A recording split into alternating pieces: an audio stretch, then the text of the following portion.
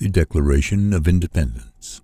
Written by Thomas Jefferson, Benjamin Franklin, John Adams, Roger Sherman, and John R. Livingston. Narrated by Mike Vendetti.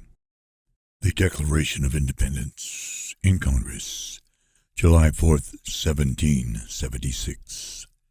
The unanimous declaration of the 13 United States of America. When in the course of human events it becomes necessary for one people to dissolve the political bands which have connected them with another, and to assume among the powers of the earth the separate and equal station to which the laws of nature and of nature's God entitle them, a decent respect to the opinions of mankind requires that they should declare the causes which impel them to the separation. We hold these truths to be self-evident, that all men are created equal, that they are endowed by their Creator with certain unalienable rights, that among these are life, liberty, and the pursuit of happiness, that to secure these rights, governments are instituted among men, deriving their just powers from the consent of the governed, that whenever any form of government becomes destructive of these ends, it is the right of the people to alter or to abolish it, and to institute new government, laying its foundation on such principles and organizing its powers in such form as to them shall seem most likely to affect their safety and happiness. Prudence, indeed, will dictate that governments long established should not be changed for light and transient causes, and accordingly all experience hath shown that mankind are more disposed to suffer, while evils are sufferable, than to right themselves by abolishing the forms to which they are accustomed. But when a long train of abuses and usurpations, pursuing invariably the same object, evinces a design to reduce them under absolute despotism, it is their right, it is their duty, to throw off such government, and provide new guards for their future security. Such has been the patient sufferance of these colonies, and such is now the necessity which constrains them to alter their former systems of government. The history of the present King of Great Britain is a history of repeated injuries and usurpations, all having in direct object the establishment of an absolute tyranny over these states. To prove this, let facts be submitted to a candid world. He has refused his assent to laws the most wholesome and necessary for the public good. He has forbidden his governors to pass laws of immediate and pressing importance, unless suspended in their operation till his assent should be obtained, and when so suspended he has utterly neglected to attend to them.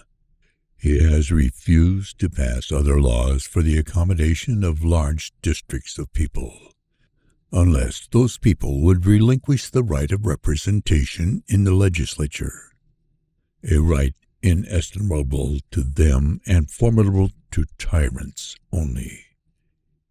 He has called together legislative bodies at places unusual, uncomfortable, and distant from the depository of their public records, for the sole purpose of fatiguing them into compliance with his measures. He has dissolved representative houses repeatedly, for opposing with manly firmness his invasions on the rights of the people.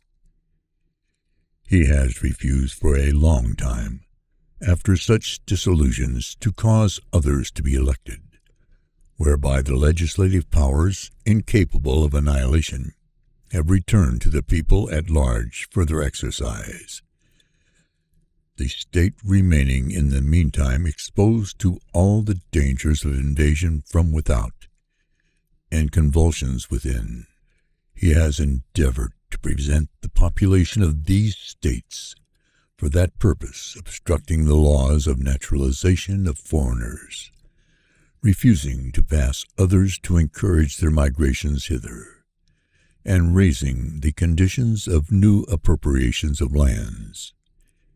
He has obstructed the administration of justice by refusing his assent to laws for establishing judiciary powers. He has made judges dependent on his will alone for the tenure of their offices and the amount and payment of their salaries. He has erected a multitude of new offices and sent hither swarms of officers to harass our people and eat out their substance. He has kept among us in times of peace standing armies without the consent of our legislatures. He has affected to render the military independent of and superior to the civil power. He has combined with others to subject us to a jurisdiction foreign to our Constitution and unacknowledged by our laws, giving his assent to their acts of pretended legislation, for quartering large bodies of armed troops among us, for protecting them by a mock trial from punishment for any murders which they should commit on the inhabitants of these states, for cutting off our trade with all parts of the world, for imposing taxes on us without our consent, for depriving us in many cases of the benefits of trial by jury, for transporting us beyond the seas to be tried for pretended offenses, for abolishing the free system of English laws in a neighboring province, establishing therein an arbitrary government,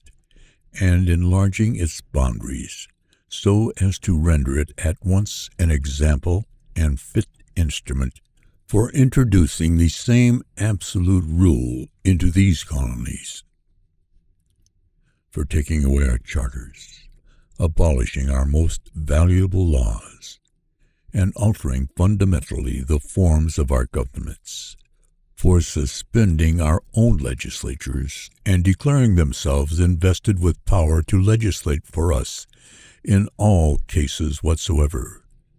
He has abdicated government here by declaring us out of his protection and waging war against us. He has plundered our seas, ravaged our coasts, burnt our towns, and destroyed the lives of our people. He is at this time transporting large armies of foreign mercenaries to complete the works of death, desolation, and tyranny, already begun with circumstances of cruelty and perfidy, scarcely paralleled in the most barbarous ages, and totally unworthy the head of a civilized nation. He has constrained our fellow citizens, taken captive on the high seas, to bear arms against their country, to become the executioners of their friends and brethren, or to fall themselves by their hands.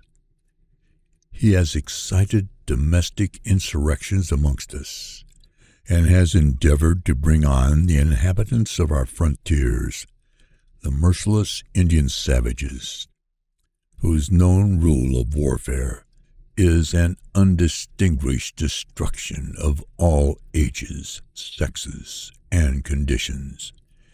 In every stage of these oppressions we have petitioned for redress in the most humble terms. Our repeated petitions have been answered only by repeated injury. A prince whose character is thus marked by every act which may define a tyrant is unfit to be the ruler of a free people. Nor have we been wanting in attentions to our British brethren. We have warned them from time to time of attempts by their legislature to extend an unwarrantable jurisdiction over us. We have reminded them of the circumstances of our emigration and settlement here.